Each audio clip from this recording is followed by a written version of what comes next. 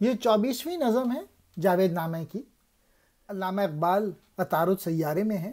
یہاں پر جمال الدین افغانی سے ان کی ملاقات ہوتی ہے ان کی روح سے، اور بظاہر یہ پیغام روسیوں کے نام ہے، لیکن ہر انسان کو اس سمجھنا چاہیے، ہر انسان کے لیے یہ پیغام ہے۔ جو ملت کے لوگ ہیں وہ قرآن کی تعلیمات سے دور ہو گئے ہیں، اور کوئی جذبہ اور عشق موجود نہیں ہے ملت کے لوگوں میں۔ قیصر و کسریٰ جیسے بڑے بڑے بادشاہ جو تھے، ان سب کا طلسم ملت کے لوگوں نے توڑ دیا تھا، لیکن بعد میں ملت کے لوگ خود ہی بادشاہ بن گئے، اور پھر مذہب سے دور ہونے کی وجہ سے ڈاؤن فال ہو گیا۔ اپنے اندر تلاش اور جستجو اور پیشن اس کو برقرار دنیا میں لومڑی کی طرح زندگی نہ جیو، کیونکہ لومڑی کی زندگی صرف دنیاوی ساز و سامان کی تلاش ہے۔ شیر کی طرح اور آزادی سے زندگی، قرآن کے بغیر شیر بھی جو ہے وہ لومڑی بن جاتا ہے، اور قرآن کا فقر جو ہے وہ شہنشاہیت ہے۔ قرآن کے متعلق بتایا ہے کہ قرآن جو ہے وہ غریبوں کی مدد کرتا ہے۔ یہ بتایا ہے کہ یہ زمین اللہ تعالیٰ کی ہے اور اس کا مالک اللہ ہی ہے، اور ہم لوگوں کے پاس تھوڑے عرصے کے لیے رہتی ہے۔ سود کے فتنے کے متعلق بتایا ہے، اور پھر آخر میں قرآن مجید کے متعلق بتایا ہے کہ جب قرآن روح میں سما جاتا ہے تو جان اور روح کچھ اور ہی ہو جاتی ہے۔ اور پھر آخر میں یہ ہے کہ جو ملت کے لوگ ہیں انہوں نے قرآن چھوڑ دیا ہے، اور پھر اقبال کو آخر میں ڈر لگ رہا ہے کہ کہیں ایسا نہ ہو کہ مسلمان کو قرآن سے محروم نہ کر دیا جائے، اور مولا کریم اپنے عشق کی آگ کسی اور کے دل پہ نہ ڈال دے۔ اب میں ایک ایک کر کے شعر ایکسپلین کرتا ہوں۔ منزل و مقصود تعلیمات قرآن اور ہے آج، لیکن رسم و آئین مسلمان اور ہے۔ پہلی سی آتش اب اس کے دل میں 100 زندہ نہیں، مصطفیٰ کا عشق اس کے سینے میں زندہ نہیں، فیض قرآنی سے اس کی زندگی محروم ہے۔ ساغر و مینا میں اس کے میں رہی نے دردے میں، منہدم خود ہی طلسم قیصر و کسریٰ کیا، خود ہی وہ تخت ملوکیت پہ ہے بیٹھا ہوا، جیسے جیسے اس کا نخل سلطان بڑھتا رہا، اس کے دین پر رنگ شہنشاہیت چڑھتا رہا۔ بادشاہت سے بدل جاتی ہے قوموں کی نگاہ، اور ہو جاتی ہے عقل و ہوش و فکر و رسم و راہ۔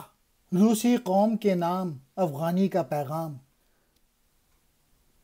قرآن کی منزل اور اس کا مقصود اور ہے، مسلمان کے رسم و آئین اور ہے، لیکن آج کے جو ملت کے لوگ ہیں وہ قرآن کریم اور اس کی تعلیمات سے دور ہوتے جا رہے ہیں۔ اس کے دل میں جلا دینے والی آگ نہیں، اور حضرت محمد مصطفیٰ صلی اللہ علیہ وآلہ وسلم اس کے سینے میں زندہ نہیں ہے۔ یعنی آج کے جو ملت کے لوگ ہیں ان کے دل میں حضور اکرم کی محبت نہیں رہی۔ بندہ مومن نے قرآن سے فائدہ نہیں اٹھایا۔ میں نے اس کے پیالے میں نہ تو شرابی دیکھی اور نہ ہی تلچھٹ ہی دیکھی ہے۔ آج کے جو ملت کے لوگ ہیں انہوں نے خود ہی کسریٰ کا طلسم توڑا، اور اب خود ہی شاہی تخت پہ بیٹھ گئے۔ جوں جوں مسلمانوں کی سلطنت کا درخت قوت پکڑتا گیا، اس کے دین نے ملوکیت کا نقش اپنا لیا۔ ملوکیت سے نگاہ کا انداز ہی بدل جاتا ہے، جس کے نتیجے میں عقل و ہوش اور رسم و راہ سب بدل جاتے ہیں۔ میسج یہ ہے کہ ملت کے لوگوں میں عشق کے جذبے ختم ہو گئے، اور عقل ہی کو سب کچھ سمجھا جاتا ہے۔ اسی طرح زندگی کے طور طریقے بھی بدل جاتے ہیں۔ رائج اپنے ملک میں تو نے نظام نو کیا، دل سے دستور کہن کا سحر زائل کر دیا۔ تو نے بے شک استخفان قیصریت توڑ دی، ہم مسلمانوں کی مانند اس کی قوت توڑ دی۔ ہے ہماری داستان میں ایک سبق تیرے لیے، تجھ کو لازم ہے ضمیر اس شمع سے روشن کرے۔ پاؤں محکم رکھ کر کہ یہ ہے زندگی بھر کا مصاف، اب نہ کرنا ہرگز اس لات و منات کا پھر طواف۔ اے روسی قوم، تو نے جو ایک نئے نظام کی بنیاد رکھی ہے اور پرانے دستور یعنی سلطنت کے دستور سے دل ہٹا لیا ہے، یعنی کمیونزم کی بنیاد رکھ کے بادشاہی نظام کو ختم کر دیا ہے، تو نے بھی دنیا میں ہم مسلمانوں کی طرح قیصریت یعنی ملوکیت کی ہڈی توڑ ڈالی ہے، یعنی شاہی نظام ختم کر دیا ہے۔ تو اپنے ضمیر میں کوئی چراغ روشن کر لے، یا کر سکے تو ہم مسلمانوں کی سرگشت یعنی داستان سے عبرت حاصل کر۔ تو اس جنگ میں مضبوطی سے اپنے پاؤں جما لے اور لات و حبل کے گرد پھر طواف نہ کر۔ یعنی تو نے جو یہ ملوکیت کا جوڑ توڑ کیا ہے، اس پر ثابت قدم رہنا، یہ دوبارہ نظام پھر سے نہ لانا۔ مضمر اس ملت میں ہے دنیائے کہنہ کی فلاح، دے جو اچھوں کی بشارت اور بروں کو انتباہ۔ اب دوبارہ واپس آ جانب اقوام شرق، اب تیرے ایام ہیں وابستہ ایام شرق۔ تیری جان میں ایک الگ صورت کا سوز و ساز ہے، تیرے دل میں روز و شب کا ایک نیا انداز ہے۔ اب طریق و شیوا افرنگ فرسودہ ہوا، پھر نہ دیکھ اس دیر کہنا کو کہ ہے دیکھا ہوا۔ کام آقاؤں کا تو نے کر دیا ہے جب تمام، لا کی منزل سے گزر اللہ کی جانب کر خرام۔ اس پرانی دنیا کو اب ایک ایسی ملت کی آرزو ہے جو بشیر بھی ہو اور نذیر بھی ہو۔ تو پھر سے مشرقی قوموں کی طرف واپس آ جا، اس لیے کہ تیرے زمانے مشرق کے زمانوں سے وابستہ ہیں۔ اب تو نے اپنی جان میں ایک نیا سوز پیدا کیا ہے، تیرے ضمیر میں روز و شب بھی اب نئے ہیں۔ بادشاہت وغیرہ اب پرانے ہو چکے ہیں، تو اس پرانے مندر بت کدے کی طرف مت دیکھ۔ تو نے پرانے آقاؤں کا کام تمام کر دیا ہے، اب تو لا کی منزل سے گزر کر اللہ کی جانب لا سے آگے چل، تیری خواہش ہے گر ایسی حیات جس کو حاصل اس جہان شش جہات میں ہو ثبات۔ ایک نظام تازہ کی تشکیل کا ہے خواستگار، ڈھونڈ لی ہے تو نے کیا اس کی اساس استوار۔ اگر تجھ میں تلاش کا جستجو کا مادہ ہے تو لا کی منزل سے گزر جا، کیونکہ جب تو اسبات کی راہ اختیار کرے گا تو زندہ و جاوید ہو جائے گا۔ اسبات سے مراد ہے خدا تعالیٰ اور اس کے ابدی نظام کا اقرار اور اس پر ایمان۔ اے ملت روسیہ، تو نے جو ایک عالمگیر نظام قائم کرنے کی آرزو ہے، کیا تو نے اس کے لیے کوئی مضبوط بنیاد تلاش کر لی ہے؟ داستان کہنا کو تو نے مٹایا باب باب، روشنی فکر و نظر کو دیتی ہے ام الکتاب۔ کس نے تیرہ فام بندوں کو ید بیدا دیا، بے کسوں کو مزدہ لا قیصر و کسرہ دیا۔ جلوہ ہائے رنگ رنگ و خیرہ کن سے کر حذر، دور تر افرنگ سے رہ آپ کو دریافت کر۔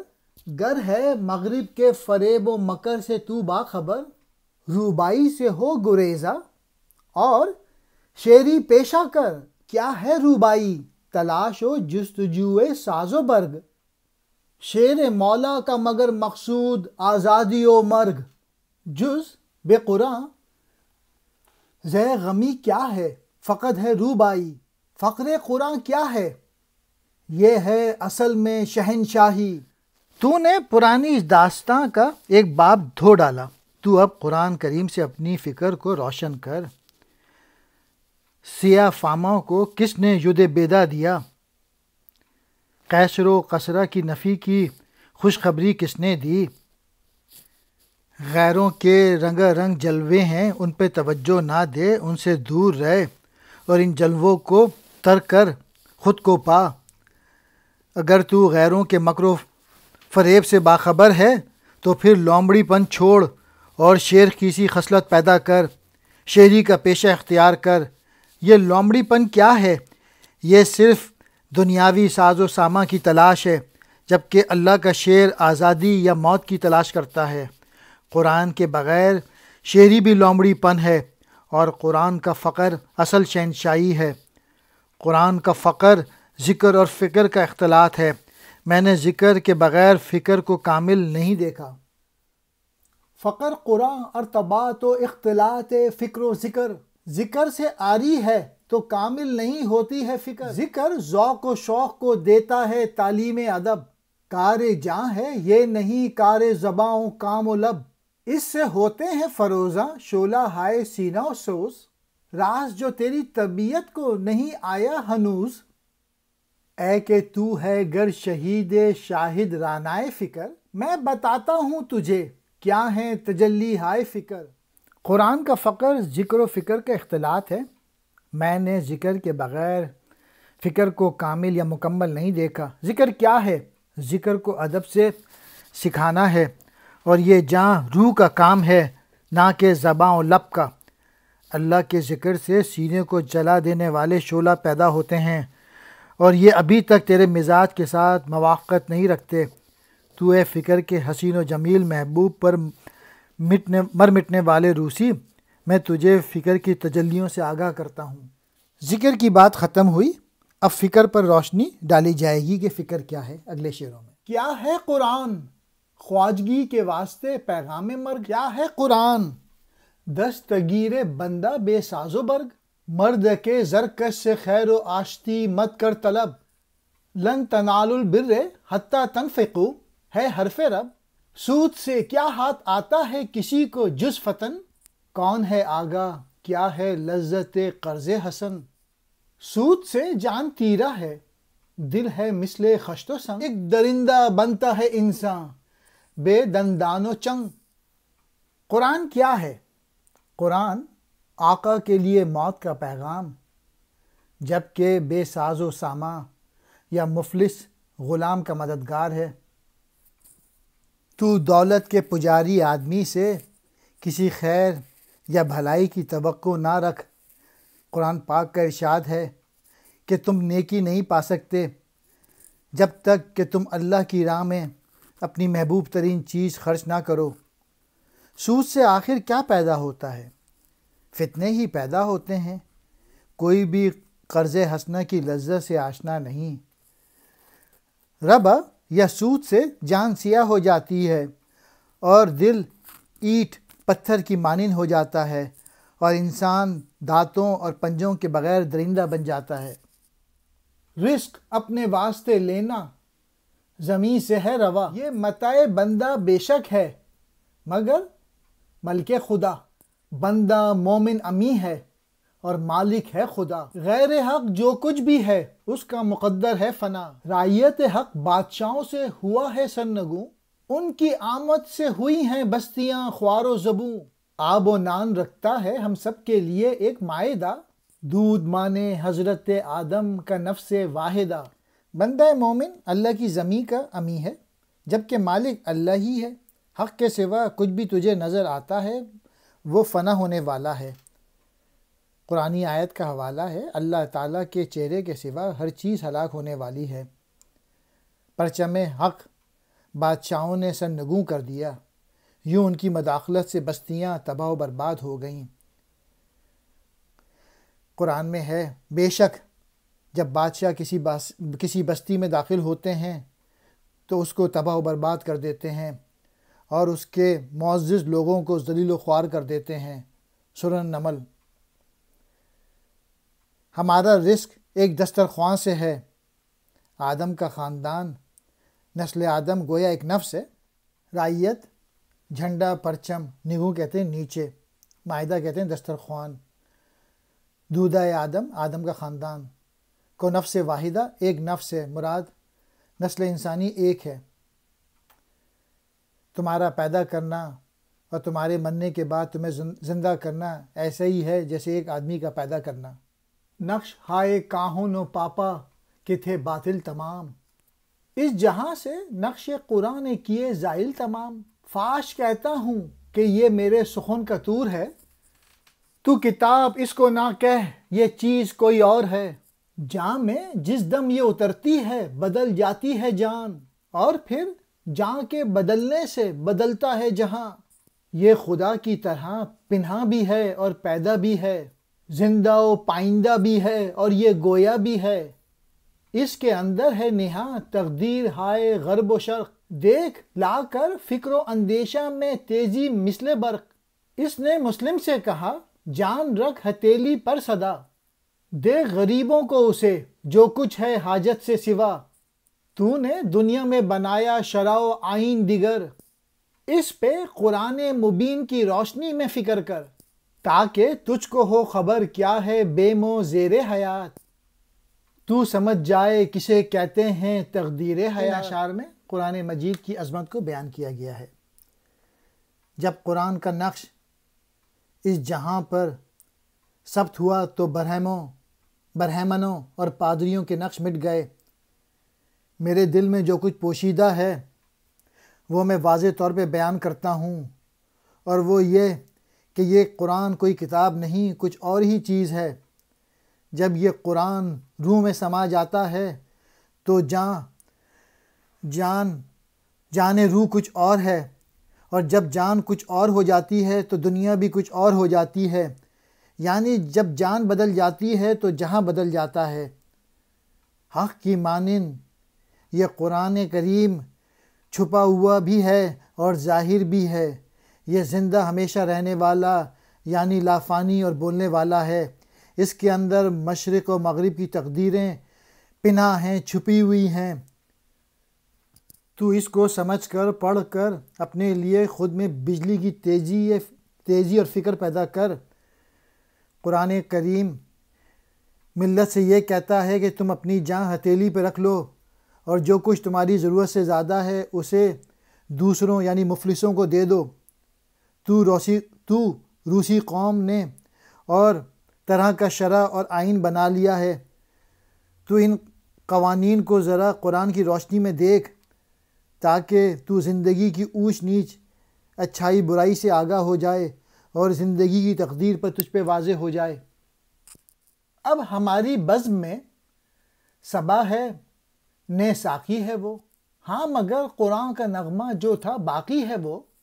ہو گیا ہے اب اگر زخمہ ہمارا بے اثر، آسماں کے پاس اب بھی ہیں ہزاروں زخمہ ور۔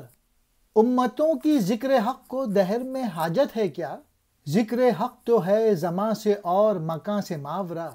ذکر ہر ذاکر سے ذکر حق جدا ہے بے گماں، اس کو آخر احتیاج روم و ایران ہے کہاں؟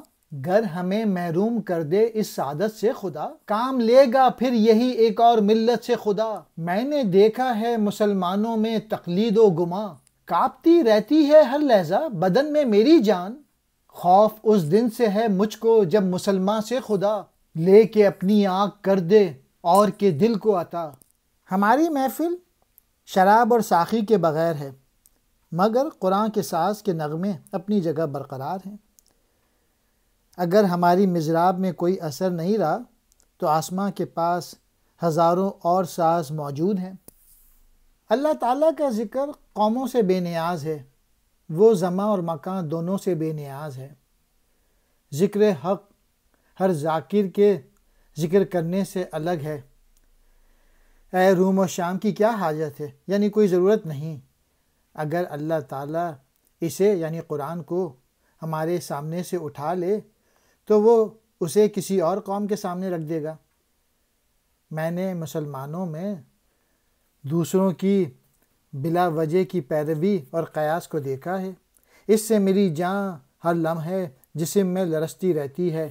میں اس دن سے ڈرتا ہوں کہ مسلمان کو قرآن سے محروم نہ کر دیا جائے اور مولا کریم اپنے عشق کی آگ کسی اور کے دل پر نہ ڈال دے۔ اس لیے ضروری ہے ہم مسلمانوں کو قرآن کریم کی تعلیمات پر عمل کریں۔